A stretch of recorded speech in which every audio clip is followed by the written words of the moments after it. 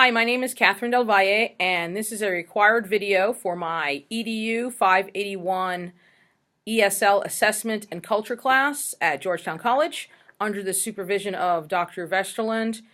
We will be discussing recommendations of how to gather ELL student assessment data in the 4 different domains of language development: speaking, reading, writing, and listening.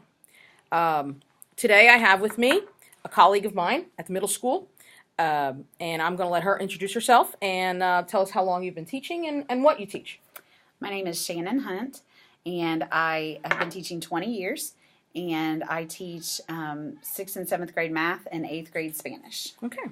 And so, Shannon, assessment. What does assessment mean to you?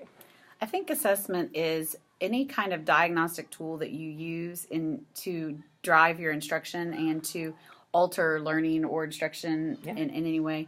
I think it can be as simple as, thumbs up by students, you get this, or it can be a more, an exit ticket, or, I use a lot of whiteboards, and that way the students can hold them up and I can see in mathematics, where their mistakes are and things.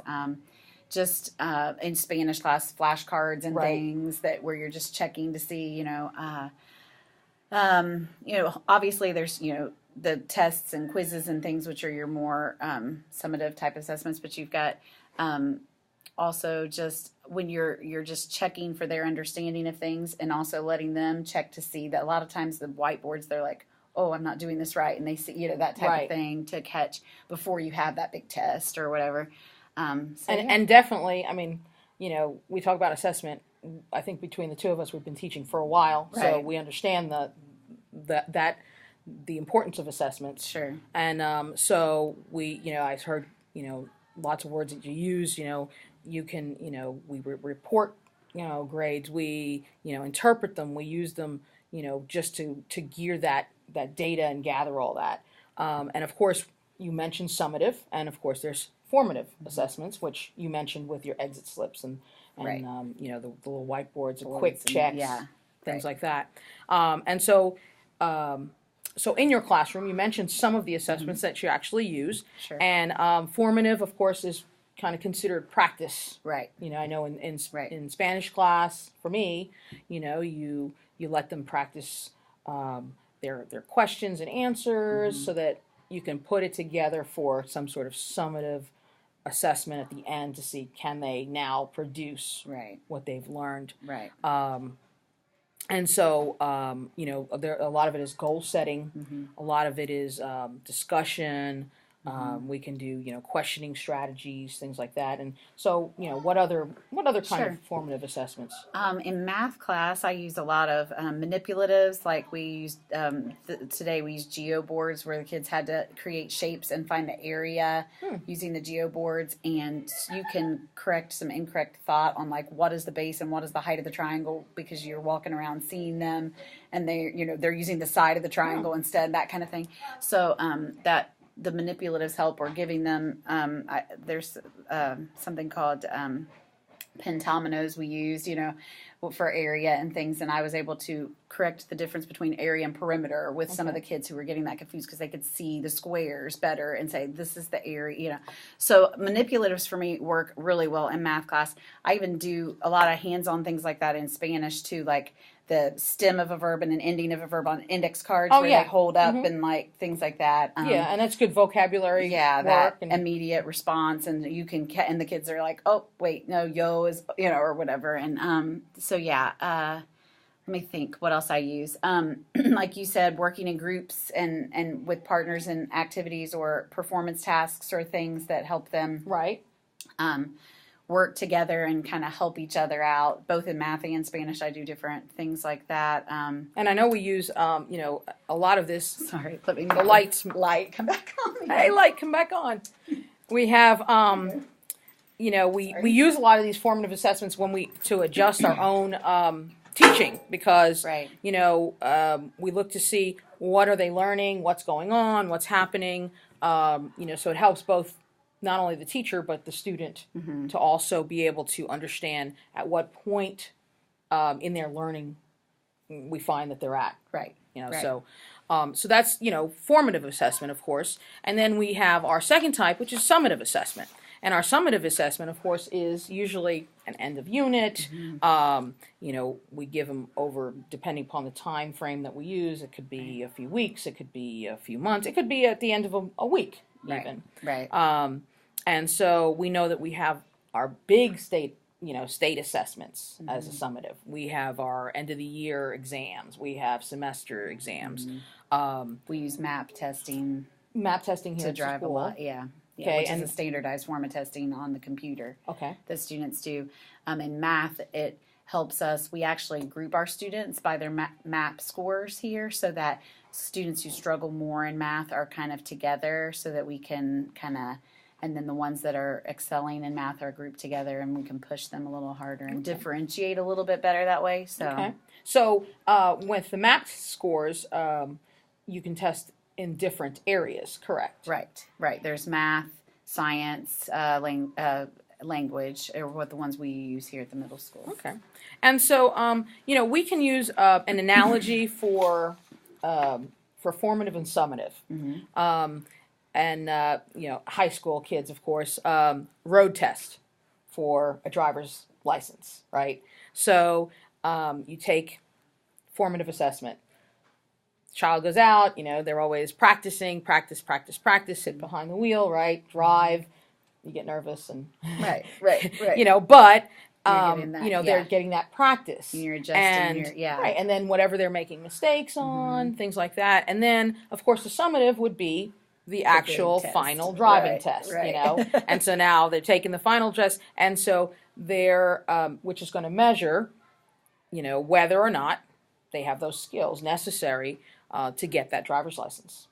So I like that analogy. Driving, because high school kids and even 8th graders are starting to. I heard them talking. I'll be driving by when I'm a right, sophomore. And so I'll be driving when I'm a junior. So that they're already talking about it in 8th grade. And so in order to even explain to them what a formative and a summative assessment is, when you tell a student, you can use that analogy. That's a great analogy because they can understand that. Yeah.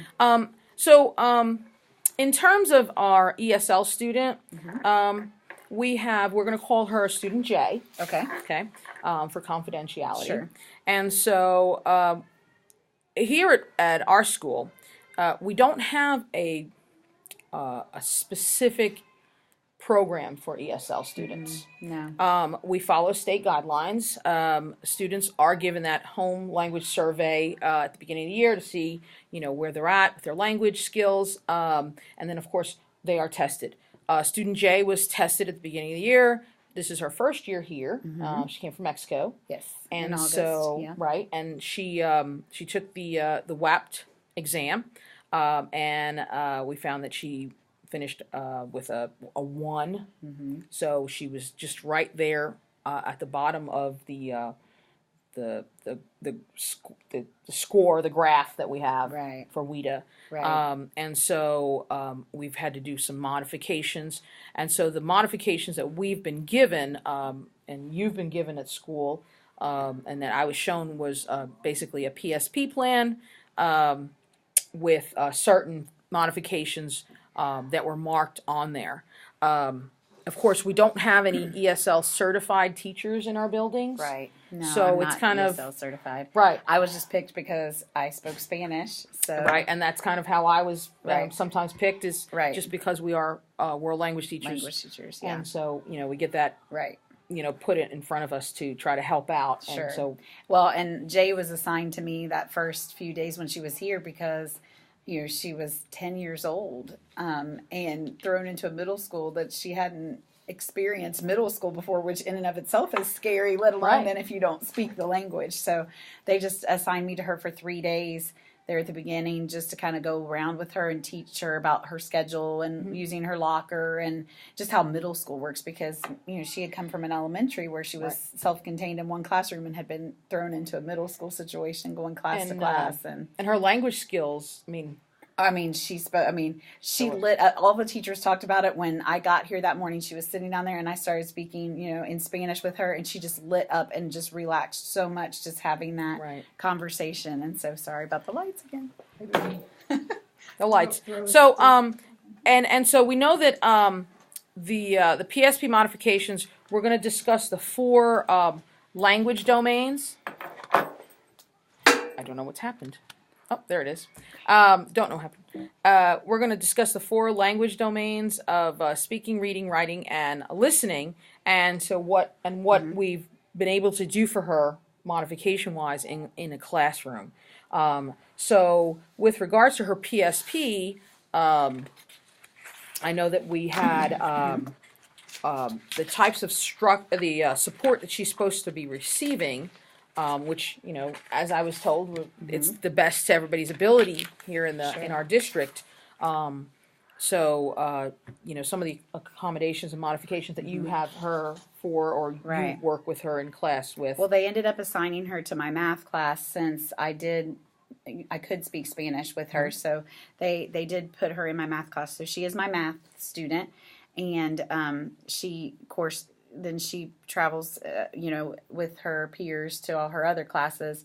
But in the beginning, they would come to me more often, but it's definitely has improved now that she doesn't. But sometimes they would come to me in the middle of class and say, can you help us out here? But pretty much she follows her peers with a regular schedule, and then receive services. I tutor her once a week after school, and we go through her other classes and talk about things. She's been paired with a peer that she's a very shy student, and so socially it was really hard to get her to even find a peer that she felt comfortable with. But now she has a peer that just, for instance, even yesterday as an example, worked with her on her social studies, and just we paired them up and they worked together and that sort of thing. So that's one of the things that we've been using. She has an iPod that she brings to me on Fridays and charges over the weekend, then keeps with her, that the school provided, that she uses in her classroom with Google Translate or something like that to help her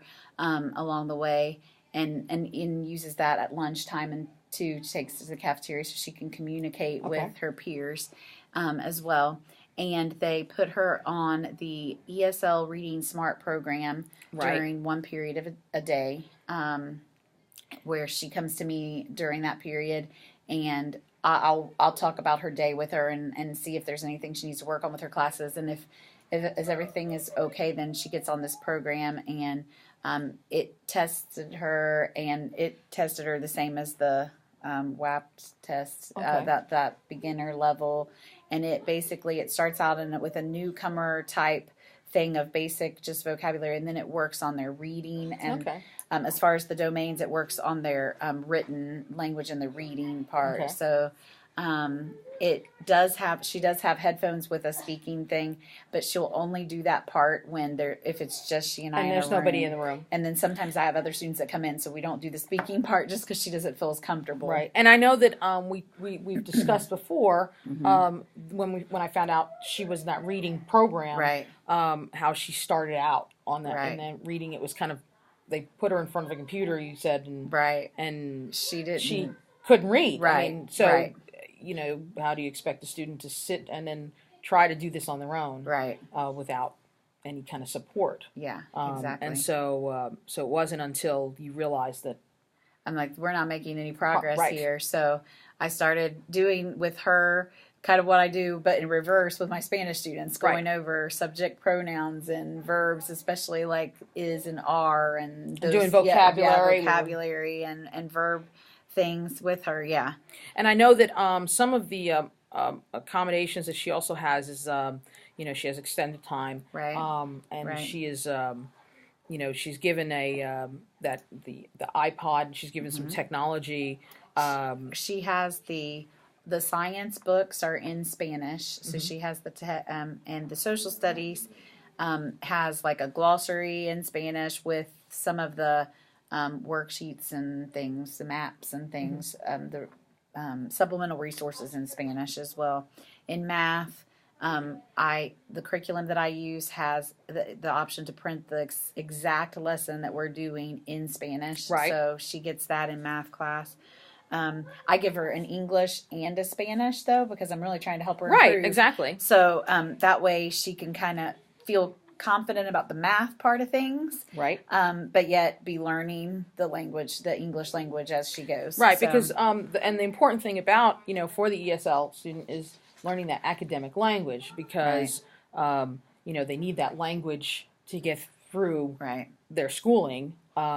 She's in the sixth grade, sixth grade, but she should be in the fifth grade. Yes. Sorry, that I'll light's that going out back again. on. So sorry. And so she actually is in the sixth grade presently, but when she came from Mexico, she really should have been in the fifth grade, and they decided to put Because her there in was the no sixth. kindergarten, right? And so, really, it said she had finished fifth grade, but equivalent to a U.S. student, she had had the same Right, number and of years so of schooling as a fifth grader. so she has the academic knowledge.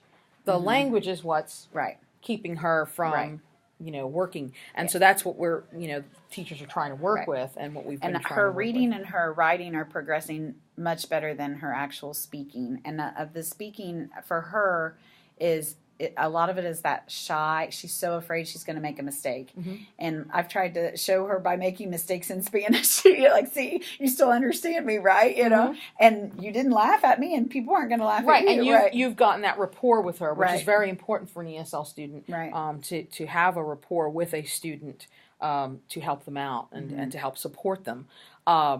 And so, so some of let's talk about some of the, like for the reading and the writing and the different language domains, what kind of, exercises, Right. we've been able to kind of modify and fix Sure. and do for her. So we know, like for reading, we have her on that ESL Right. reading. And in vocabulary, like in her English language arts class, they use Quizlet, which she makes flashcards, of the definitions, but she also, it will translate it into Spanish for her so she can kind of learn the meanings of the words and see both. That's been very helpful for her. And they have put her with a group of students who they're struggling in their writing as well. So like they're learning some real basic writing structure. So it's helping her because she's kind of with them, and learning how to write. And I know the other day I helped her and with her she had to write a little 5-paragraph, thing with and she's just really progressing a lot in her written expression. And I think that class is really helping her a lot, being in that particular group with her language arts class. Let's see. So the reading and writing, the speaking, putting her, since she is shy, we've tried to give her opportunities where she and just a couple peers can go and talk on a more social level and just practicing some of and letting them help her with the vocabulary. And she feels a lot more comfortable with that with these two select girls, that she feels that they can be not around and she can practice and feel more confident with her speaking. So we've tried to do that to create that, like at lunch they eat and then they get to go off and just kind of talk with each other. So that's her social language, right? That is also being worked on as Right, well, and right. so that hopefully will help her. Will help right. move her into that academic language, Right. That we want her to be able to do that. Now I do know that with regards to summative assessments for the state assessment, Right. That they have mentioned on her PSP that she's only going to take the math assessment, right? And she's going to be excluded from reading, right. but for she'll the have first year. for the first year, right? But she will have the choice of taking, if she wishes, and she feels like, I guess, if she feels like she can, Right. She'll take the science and the social studies. Right. Right. And that was also something for her. She had never had social studies or science because she was an elementary student and they hadn't had those classes. So for her, some of these concepts, I know for science and social studies, she's been a little bit overwhelmed at times just because it's new concepts for her, even in Spanish. So she reads a lot about it in her language because it's all very new for her, because a lot of times that is when they first start social studies and science. Yeah. So and then, so we're hoping, to move her along. Right. Now we have given her, I know that the access test was given. Right. We haven't received the scores yet. No. So hopefully sometime this month we'll be able to see how she's progressing. I got to be in there while she was taking that, and I, on the speaking part, I was just there to make sure she understood the directions and things. But it was just, I was a proctor, and then the other proctor was in there, and when it would get to the speaking part, she'd just real quietly say a few things. She's just so Quiet, yeah, nervous she's a very shy student. Very I've met her, and I reserved, know, she does light up when you Right. speak to her in Spanish. Right, Obviously, yes, she hears yes. that, and I know that, socially, I know that she also has expressed she misses home Sure. and she misses, Right. family members Right. and things. Now, with regards to the assessment process, and Jay, Visual organizers. That's a big one. yeah, Visual she does have visual organizers. organizers, And that's a big thing that I've noticed teachers using a lot of visual organizers for her. That really helps. okay. So then Yeah. because visually, if she can't express Right. in her speaking, and she, of course, the fact that she's so shy, Right. as well. Right. But with regards to the assessment process, students should be involved. There it goes again. So sorry. Students should be involved, and I'm going to keep going. And so, what do you think? Like, what ways would you say are best ways for students, or what ways do you use to have your students involved in their assessment? In their own assessment. Well, I think that just making an environment where they feel comfortable asking questions, that if they have an opportunity, like I said, for instance, with the whiteboards, and they see that they're not getting it correct, you create an environment where they feel like asking questions, so that they raise their hand and say, I know I've done something Right, they're wrong. comfortable. Right, comfortable, and creating that atmosphere where mistakes are okay. We learn from our mistakes. Right. And in math, I use a lot of hypothetical, like, okay, let's find the mistake this person has done, Okay. and sometimes they'll be like, I did that too, or whatever, and learning from others' mistakes. So you put up, this was done incorrectly. Can you figure out why it was done Right. incorrectly, so that they can start to see that mistakes are okay, and that we learn from our mistakes, and learning how to catch those mistakes and things. So I think, especially math, I think that's a really important, as far as helping them become a part of their assessment, is learning how to learn from their mistakes. And So self-reflection. Right, exactly. Okay. Yes. Which, and we as teachers use reflection, self-reflection, even at the end of a unit, or at the end of a lesson plan, or Right. even in just a lesson itself. Sure. Did it work? Did it not? What works for you, and Right. and how we could change those things. Right. And of course, some other ways, of course, that we can use are, allowing students a choice. Mm-hmm. Of projects, maybe, or Sure. some sort of assessment they know, so that they can demonstrate Right. the learning that has occurred, Right. and the understanding. Sure. Well, like for instance, in Spanish, some kids would rather write something down. Other kids would rather speak it. Cole Or whatever. Chapman, Somebody's your giving them ride's that waiting out choice. front. Okay, you're going to Cole relay this to Chapman, me. Which out way do front. you want? Thank you. What form do you feel comfortable in this particular unit? Right. You know. Yeah, because I know, and so with going back to Jay, Mm-hmm. do you know, are the teachers that she has, some of the other Mm-hmm. teachers, do they give her that? That option, yes. They asked her. I know her science teacher asked her on assessments. She likes having a word bank, and then she has the word bank in English, but then she is allowed to have the Spanish glossary, like Mm-hmm. if that, because sometimes that helps her or whatever. So she did. She chose that part. Like I like the fill in the blank with a word bank Okay. kind of idea. So I know for sure in that situation.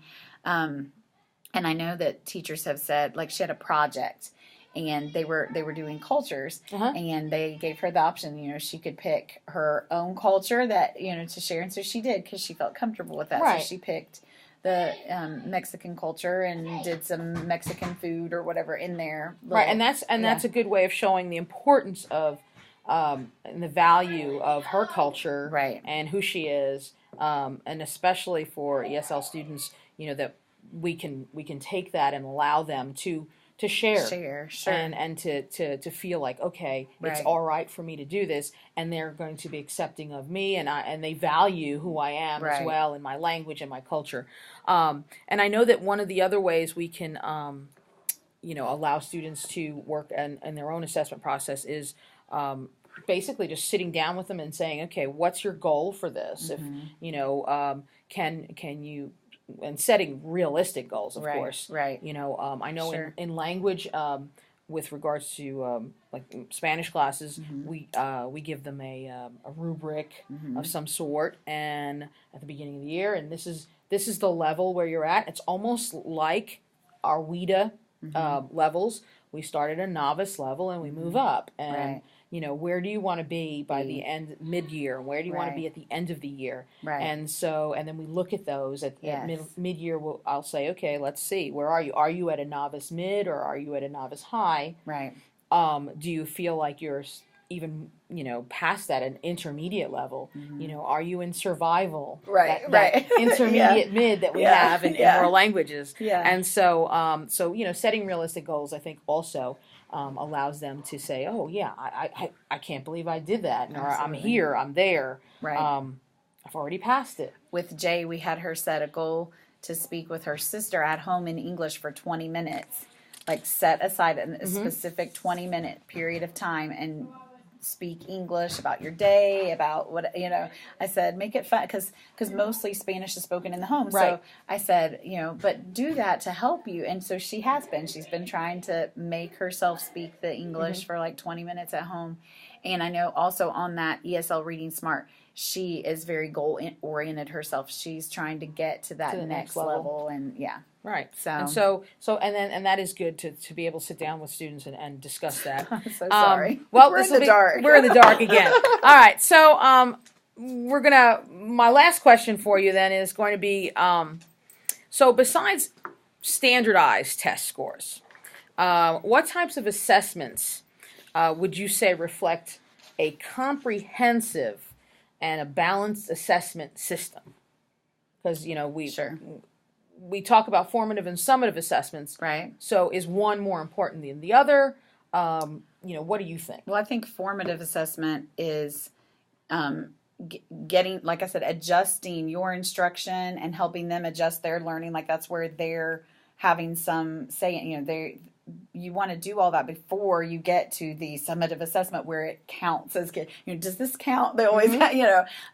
So I think that definitely you want to do lots of formative assessment before the summative assessment where it counts for them and their grades or in the grade book goes. So you can help them before it gets to that point, and they can make adjustments and say, hey, I need help with this, or I'm having trouble with this. And so as far as those go together, I think, you know, formative assessment is what we do every day as a teacher. It's you walk in that classroom and you're assessing how it's going and who needs this and who needs that, and that all has to take place before you get to that. Exactly. It's kind of like, you know, a project that I just finished with students, which was, you know, can you do a sports newscasting?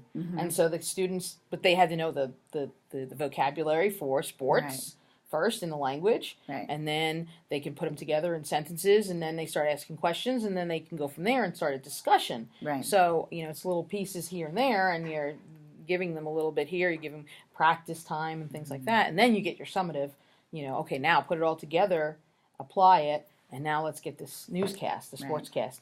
And so my recommendations for gathering data, for reflecting a comprehensive and balanced assessment system would be basically to use, and you can probably agree or disagree with me on this one, to use both summative and formative assessments as an integral part of gathering data. You know, one type of assessment is not going to give you a picture of that student's learning, understanding, and that also works for ESL students as well as non-ESL students.